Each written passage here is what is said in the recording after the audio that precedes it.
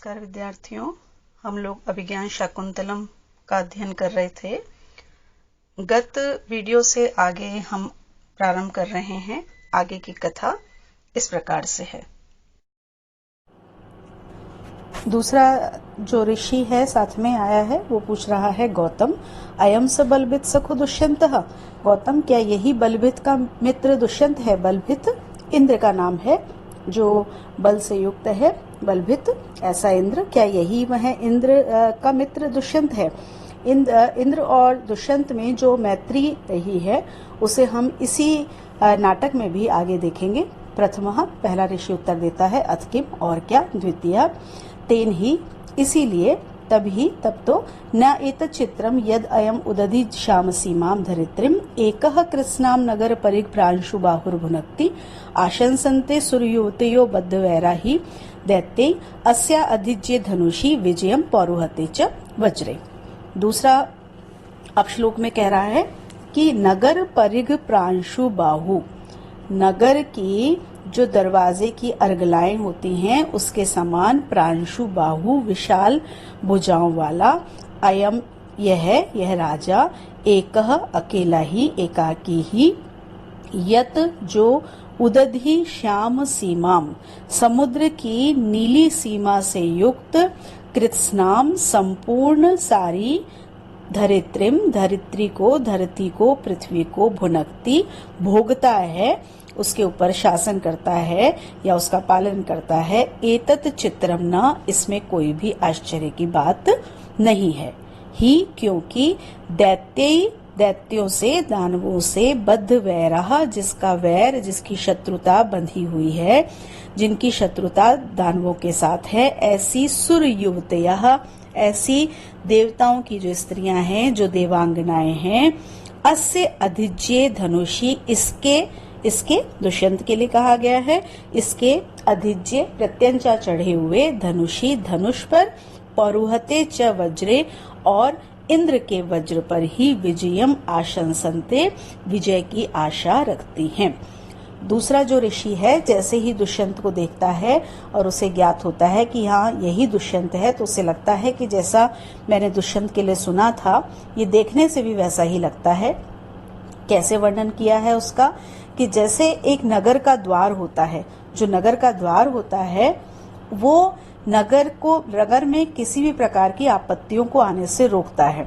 तो नगर के द्वार की जो बड़ा विशाल जो द्वार होता है, उसकी जो विशाल अर्गलाएं होती हैं, उन अर्गलाओं के समान जिसकी विशाल भुजाएं हैं, द्वार के समान ही जो राजा है वो अपनी भुजाओं से ही रक्षा करता है। तो इसलिए उन्होंने कहा कि इसकी जो भुजाएं हैं वो कितनी विशाल हैं, जैसे नगर के विशाल द्वार की विशाल भुजाएं होती हैं, उसके समान जिसकी भुजाएं हैं, ऐसा यह राजा यदि अकेला ही इस संपूर्ण धरती पर एक छत्र राज्य करता है तो इसमें कोई भी आश्चर्य की बात नहीं है, क्योंकि देवताओं की जो स्त्रियां हैं, जिनका वैर बंधा हुआ है दानवों के साथ जिनकी शत्रुता है, वो विजय की आशा के लिए दो को ही देखती हैं। किस किस पर वो आशा रखती हैं विजय की? एक तो धनुष पर प्रत्यंचा चढ़े हुए दुष्यंत पर, और दूसरा वज्र धारण किए हुए इंद्र पर। तो इसकी जो वीरता है, दुष्यंत की जो वीरता है, दुष्यंत का जो पराक्रम है, उसको यहाँ किसके समान बताया है? जिस प्रकार से इंद्र का पराक्रम है उसके समान ही यहाँ पर दुष्यंत के पराक्रम को भी बताया है। उभौ उपगम में विजय स्वराजन, दोनों ऋषि कुमार पास जाकर के, राजा आपकी विजय हो। राजा आसनाद उत्थाय, राजा आसन से उठ करके, अभिवादेय भवन्तौ, मैं आप दोनों का अभिवादन करता हूँ। तो ऋषियों का किस प्रकार से राजा सम्मान करते थे उसका एक उदाहरण यहाँ दिखाया है कि राजा उनका अभिवादन करने के लिए अपने आसन से खड़े होकर के उनका अभिवादन करते हैं। उभौ स्वस्ति भवते, दोनों कहते हैं आपका कल्याण हो, इति फलानि उपहरता, और इस प्रकार से फलों को उपहार के रूप में राजा को प्रदान करते हैं। राजा प्रणामम परिगृह्य, प्रणाम करके और उसको ग्रहण करके, आज्ञापयितुम इच्छामि, मैं आपसे आज्ञा की इच्छा रखता हूँ, आप मुझे आज्ञा दें कि मुझे क्या करना है। उभौ विदितो भवान आश्रम सदा में स्थः, कि हमें ये पता लगा कि आप आश्रम के समीप ही ठहरे हुए हैं। तेन भवंतम प्रार्थयन्ते, इसलिए हम आपसे प्रार्थना कर रहे हैं। राजा किम आज्ञापयन्ति, आपकी आज्ञा है, क्या आज्ञा देते हैं आप? उभौ तत्र भवतः कण्वस्य महर्षे असान्निध्यात् रक्षांसि न इष्टि विघ्नम उत्पादयन्ति। माननीय कण्व महर्षि कण्व के आश्रम के पास में नहीं होने पर, क्योंकि माननीय कण्व हैं वो अभी आश्रम में नहीं हैं, तो इस कारण से जो राक्षस हैं वो हमारे यज्ञ के कार्य में विघ्न उत्पन्न कर रहे हैं। तत् कतिपय रात्रम सारथी द्वितीयेन भवता सनाथि क्रियताम आश्रम इति। तो आप कुछ रात्रि तक अपने सारथी के साथ में आश्रम को सनाथ कीजिए। आप आश्रम में आकर के सारथी के साथ कुछ समय तक रहिए और इस प्रकार से आश्रम को सनाथ कीजिए, उसको कृतार्थ कीजिए। राजा अनुग्रहितो अस्मि, मैं अनुग्रहित हुआ।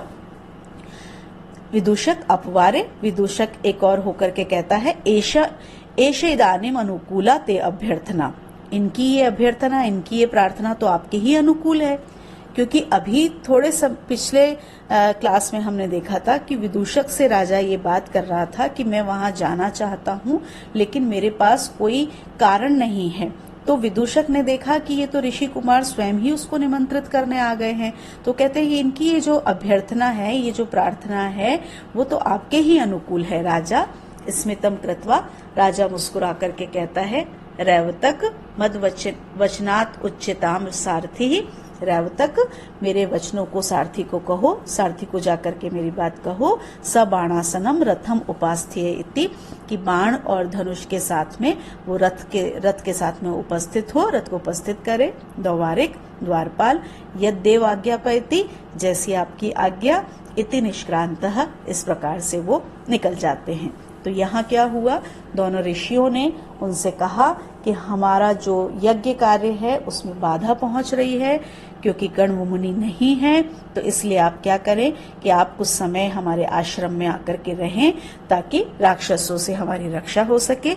और राजा ने उनकी बात को तुरंत स्वीकार कर लिया, मात्र इसलिए नहीं कि वो आश्रम में जाना चाहता था, बल्कि इसलिए कि राजा सबकी रक्षा का उत्तराधिकारी होता है, उसका कर्तव्य होता है कि वो सबकी रक्षा करे, और तपोवन की रक्षा का उत्तराधिकार, उसका कर्तव्य सबसे अधिक राजा के ऊपर होता है। तो इसलिए वो तुरंत तैयार हो जाता है और द्वारपाल उसकी आज्ञा लेकर के निकल जाता है। उभौ सहर्षम, दोनों जो ऋषि कुमार हैं, जैसे ही देखते हैं कि राजा जाने के लिए तत्पर हो गया है तो वो बड़े प्रसन्न होते हैं। प्रसन्न होकर के कहते हैं अनुकारिणी पूर्वेशाम युक्त रूपम इदम त्वयि आपन्ना अभय सत्रेषु दीक्षितः खलु पौरवः।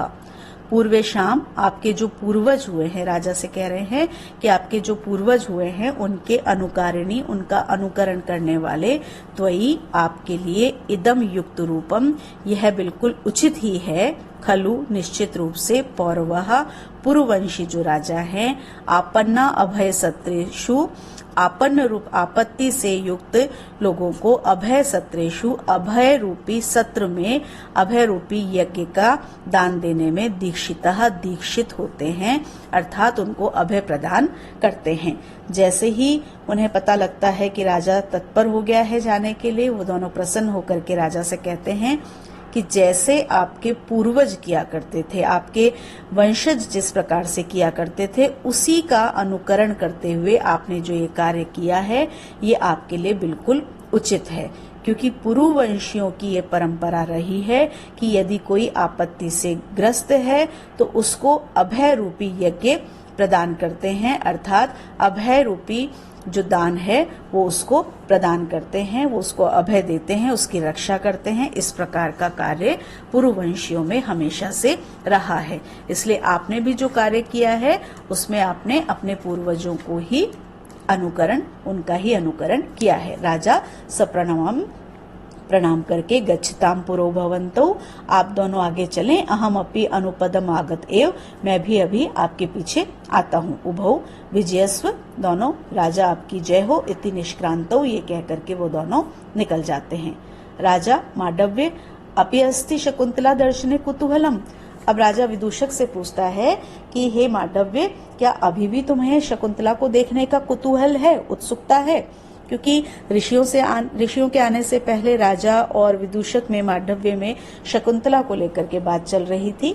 राजा ने कहा था कि तुमने देखने योग्य को नहीं देखा है, तब उसी बात को यहाँ पर वो उठा रहे हैं। क्या अभी भी तुम शकुंतला को देखना चाहते हो? विदूषक प्रथमम सपरिवाहम आसीत।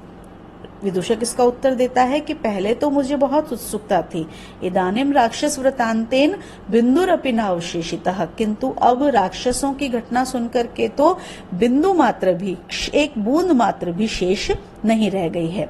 राजा, माँ भैषी मत डरो, ननु मत समीपे वर्तिष्यसे, निश्चित रूप से तुम मेरे पास में ही रहोगे। विदूषक, एष राक्षसात रक्षितो अस्मि, तो अब मैं राक्षसों से रक्षित हो गया हूँ।